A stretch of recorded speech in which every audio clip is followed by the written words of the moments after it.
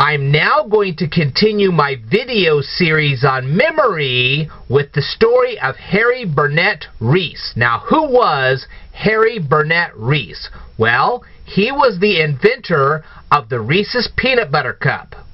Okay, and I'm sure you love those.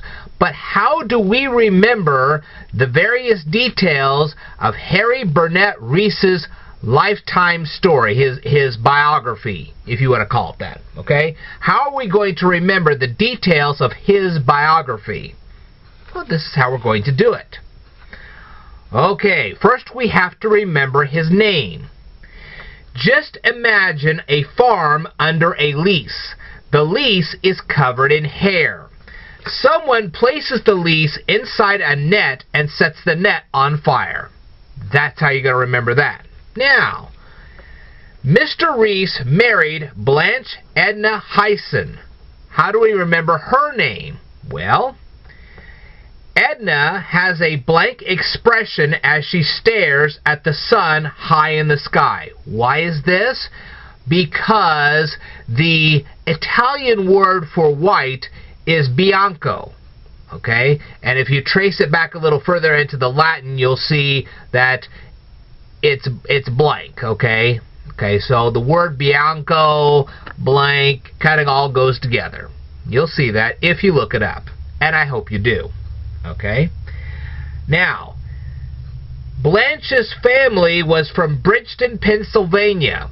How do we remember Bridgeton, Pennsylvania?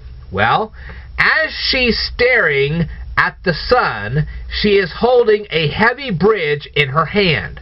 Well, at least in one of her hands, okay?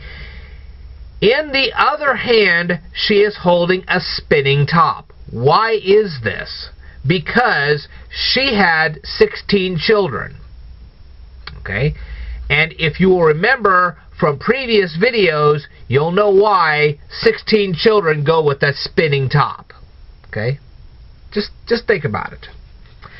Mr. Reese lived on a farm. This farm was on a hill covered in cake frosting. The farm was located near a creek. Inside the creek were mud-covered forks. You know, like dinner forks? Okay. Why is all this? Because all these details are listed in the web article, and I'm going to leave a hyperlink to the web article down here in the in the description below. Okay. Eventually, Mr. Reese moved to a ditch in Virginia. You'll find this out when you read the web article. Then he moved back to the frost-covered hill. Remember that hill that was covered in cake frosting? There you go. After that, he moved to a town where wood was bound together with twine. But this wasn't his last move. Oh, no. Mr. Reese moved to a cemetery so he could bury his shoes. Eventually, he moved to Hershey, Pennsylvania, and started managing a round barn. Once the round barn fell down, Mr. Reese moved to a town where everyone hummed.